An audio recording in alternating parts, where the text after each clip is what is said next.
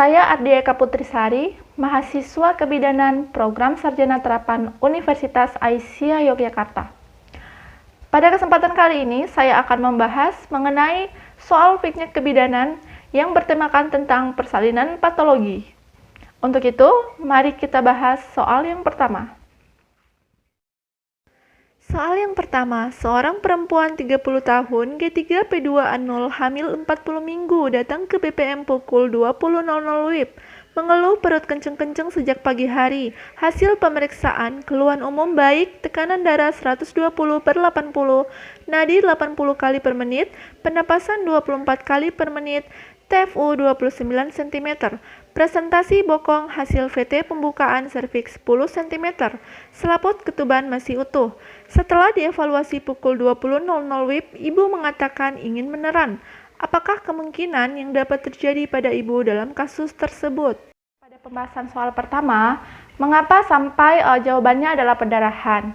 Karena berdasarkan tinjauan kasusnya, pada saat bidan melakukan VT, bidan menemukan bahwa ibu dengan presentasi bokong. Nah, dengan presentasi bokong itu, maka bidan akan melakukan tindakan pertolongan secara BRA.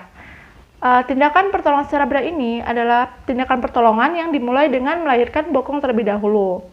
Namun pada saat melahirkan bokong, tentunya ada risiko-risiko yang akan terjadi pada bayi dan ibu. Berdasarkan teori Manuaba bahwa kemungkinan yang dapat terjadi pada ibu yaitu pendarahan, infeksi jalan lahir maupun robekan perineum. Seperti itu.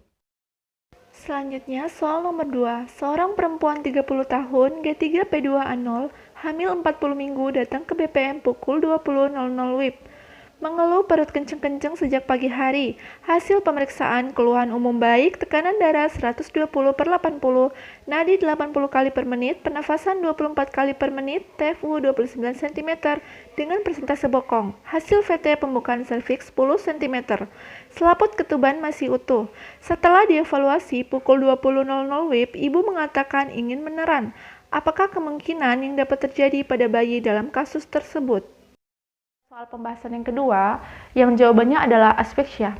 Kenapa sampai bisa dikatakan bayi itu akan aspeksia? Berdasarkan teori Manuaba bahwa Manuaba menjelaskan saat pertolongan persalinan secara bokong secara BRA ini, maka akan terjadi gangguan peredaran darah plasenta ketika bokong dan perut bayi lahir.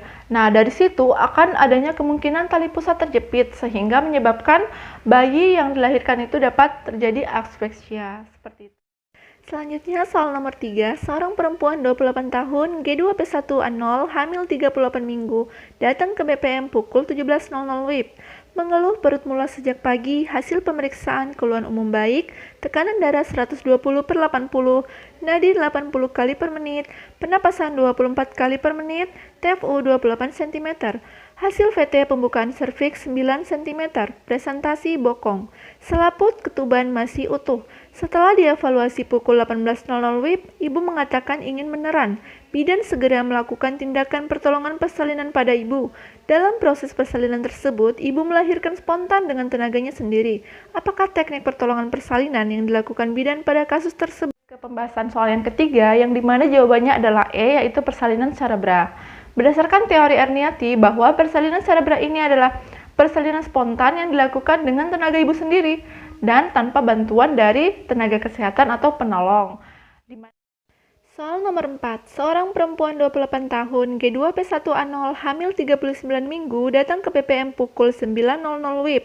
Mengeluh perutnya mulas-mulas yang semakin sering, hasil pemeriksaan, keluhan umum baik, tekanan darah 110/80, nadi 80 kali per menit, penafasan 24 kali per menit, TFU 30 cm. Hasil VT pembukaan serviks 10 cm.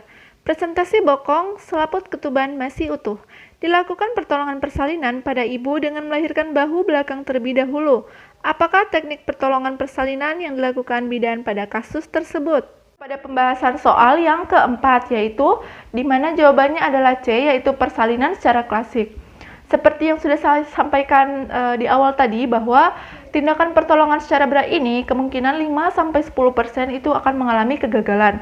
Sehingga kita sebagai bidan atau tenaga kesehatan yang akan menolong bisa dilakukan dengan cara klasik. Di mana klasik ini bertujuan untuk saat akan terjadi kemacetan pada saat melahirkan kepala dan bahu.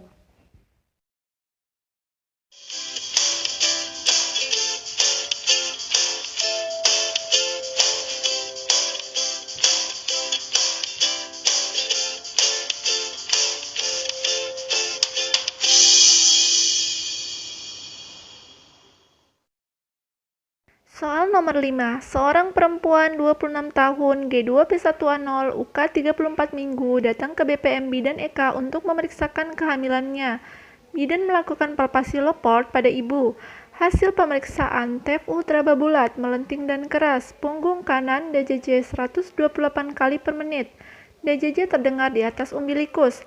Apakah diagnosa yang tepat pada kasus tersebut? Soal yang terakhir yaitu soal yang kelima dengan jawabannya adalah C, yaitu letak sungsang. Kenapa bisa dikatakan letak sungsang? Nah, untuk pembahasannya yaitu karena poin yang paling penting saat kita melakukan pemeriksaan abdomen pada ibu yaitu saat pemeriksaan abdomen atau DJJ, maka akan terdengar lebih keras di atas daerah sekitar umbilikus atau di atas pusat ibu. Nah, itulah yang menentukan bahwa presentasi bayi yang ada di perut ibu adalah dengan presentasi letak sungsang atau dengan presentasi bokong. Nah, sekarang sudah selesai kita membahas kelima soal fitnet kebidanan yang bertemakan tentang persalinan patologi. Nah, semoga apa yang sudah saya sampaikan tadi bisa bermanfaat bagi teman-teman semuanya. Digunakan untuk referensi, silahkan untuk teman-teman yang membutuhkan. Akhir kata saya ucapkan wassalamualaikum warahmatullahi wabarakatuh.